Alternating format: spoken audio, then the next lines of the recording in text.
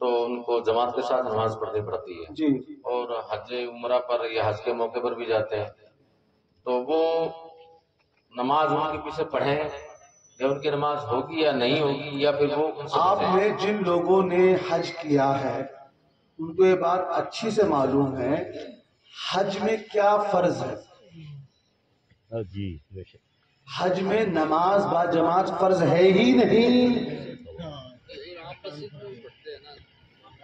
میں بتا رہا ہوں، میں حج میں نماز با جماعت حج کے ارکان میں نہیں ہے۔ ایک بات اس کا جواب میں انڈیا میں دوں گا، وہ بھی تبلیغی جماعت اور دیوبند کے مولوی صاحب سے فتوے سے جواب مل جائے گا، سنیوں کا نہیں۔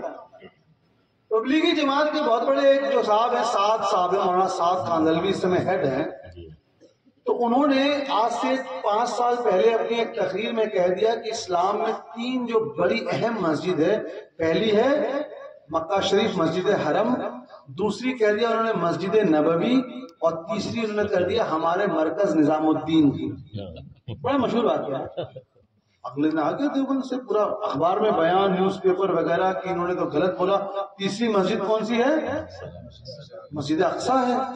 تو کہا جب تک یہ توبہ نہ کر لیں، میرے پاس اخبار کی کٹنگ ہے، جب تک یہ توبہ نہ کر لیں ان کے پیچھے نماز تو دور، ان کو دعا کی محفل میں بھی ان سے دعا نہیں کروانی۔ یہ ہمارا فتویٰ نہیں ہے۔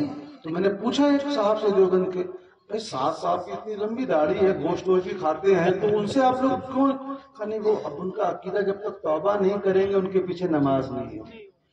دوسرا حوالہ نوٹ کر لیجیے، یہ ان سے بڑے بزرگ، ہمارے نہیں ان کے بزرگ، حوالہ نوٹ کیجیے۔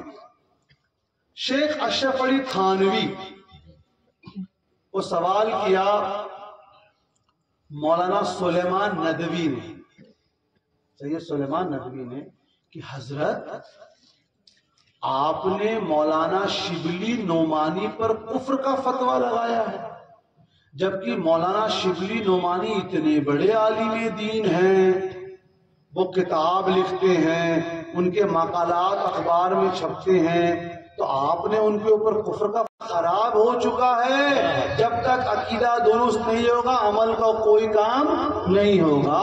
دونوں حوالے میں نے دیوبند سے دے دیے۔